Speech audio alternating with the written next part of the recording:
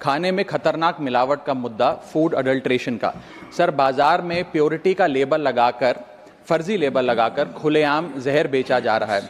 दूध, मसाले, edible oils, package food, beverages, सब में unsafe additives, harmful chemical, high saturated fat, sugar और सॉल्ट डालकर मिसलीडिंग न्यूट्रिशनल क्लेम्स के साथ कि ये सेहत के लिए अच्छे हैं, एनर्जी बूस्टिंग है, बेचा जा रहा है।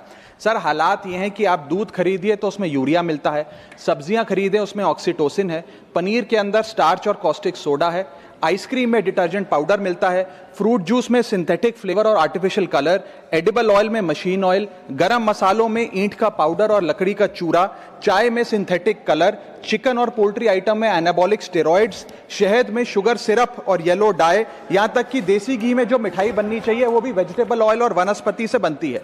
सर, आप सोचिए कि जब एक माँ अपने बच्चे को दूध का ग्लास देती है सोचकर कि इसमें कैल्शियम है, प्रोटीन है, मेरा बच्चा तंदुरुस्त बनेगा, उसे इस बात का अंदाजा भी नहीं है कि वे एक यूरिया और डिटर्जेंट का डेंजरस मिक्स अपने बच्चे को पिला रही है। सर, एक रिसर्च बताती है कि मिल्क के सैंपल्स में 71% सैंपल्स में यूरिया और 64% सैंपल्स में न्यूट्रलाइजर जैसे सोडियम बायोकार्बोनेट पाए गए। सर, इतना तो देश में मिल्क का प्रोडक्शन नहीं है जितना इस देश में दूध बेचा जा रहा है। सर, दवाइयों पे आ जाए, वेजिटेबल्स पे आइए सर। सब्जियों जिनको हम सेहत का भंडार समझकर खरीदते हैं, उसे ऑक्सीटोसिन का इंजेक्शन लगाकर फ्रेश, हरा भरा और उसकी ग्रोथ को एक्सेलरेट कर बेचा जाता है। ऑक्सीटोसिन सर वो हार्मफुल केमिकल है जिससे dizziness, headache, heart failure, infertility और कैंसर जैसी बीमारियां होती हैं। सर, वर्ष 2014-15 से लेकर 25-26 के बीच में जितने भी सैंपल्स की जांच हुई उसमें 25% सैंपल्स में मिलावट पाई गई, यानी कि हर 4 सैंपल्स में 1 में मिलावट पाई गई। न जाने कितने बीमार हुए, कितने अस्पताल में गए और कितनों की जानें चली गई। Sir, food adulteration is a raising health crisis और खास तौर पे ये बच्चे, बुजुर्ग और महिलाओं, प्रेग्नेंट महिलाओं के लिए खास तौर पे एक खतरे की घंटी है।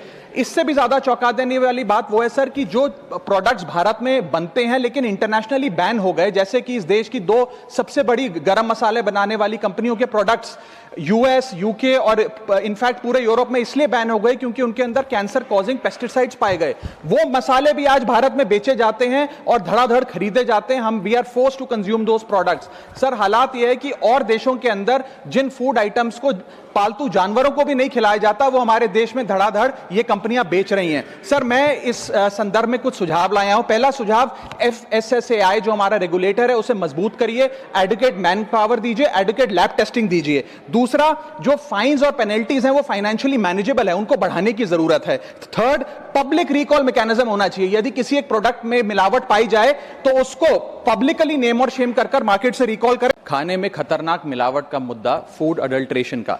सर, बाजार में प्योरिटी का लेबल लगाकर, फर्जी लेबल लगाकर खुलेआम जहर बेचा जा रहा है।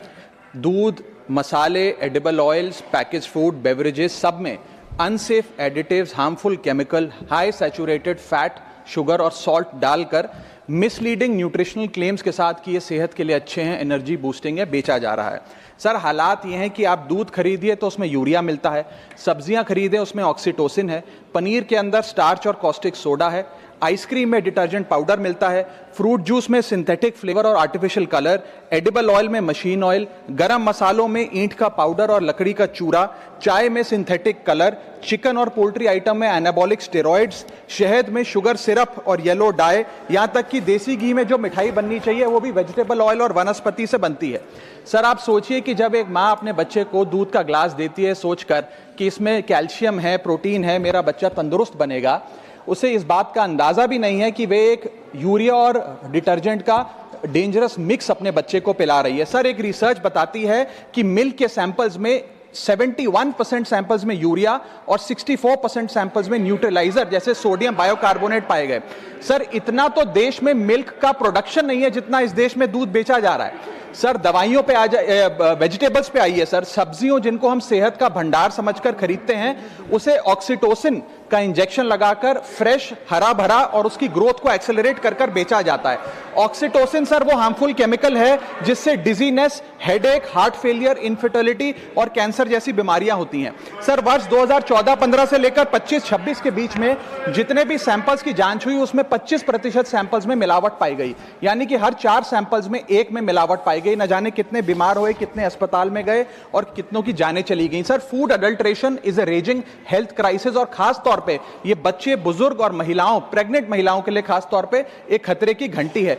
इससे भी ज्यादा चौंका देने वाली बात वो है सर कि जो प्रोडक्ट्स भारत में बनते हैं लेकिन इंटरनेशनली बैन हो गए, जैसे कि इस देश की 2 सबसे बड़ी गरम मसाले बनाने वाली कंपनियों के प्रोडक्ट्स यूएस, यूके और इनफैक्ट पूरे यूरोप में इसलिए बैन हो गए क्योंकि उनके अंदर कैंसर कॉजिंग पेस्टिसाइड्स पाए गए। वो मसाले भी आज भारत में बेचे जाते हैं और धड़ाधड़ खरीदे जाते हैं। हम we are forced to consume those products. Sir, हालात यह है कि और देशों के अंदर जिन फूड आइटम्स को पालतू जानवरों को भी नहीं खिलाया जाता, वो हमारे देश में धड़ाधड़ ये कंपनियां बेच रही हैं। सर, मैं इस संदर्भ में कुछ सुझाव लाया हूं। पहला सुझाव, FSSAI जो हमारा रेगुलेटर है उसे मजबूत करिए, एडुकेट मैन पावर दीजिए, एडुकेट लैब टेस्टिंग दीजिए। दूसरा, जो फाइन्स और पेनल्टीज हैं वो फाइनेंशियली मैनेजेबल है, उनको बढ़ाने की जरूरत है। थर्ड, पब्लिक रिकॉल मैकेनिज्म होना चाहिए। यदि किसी एक प्रोडक्ट में मिलावट पाई जाए तो उसको पब्लिकली नेम और शेम कर मार्केट से रिकॉल कर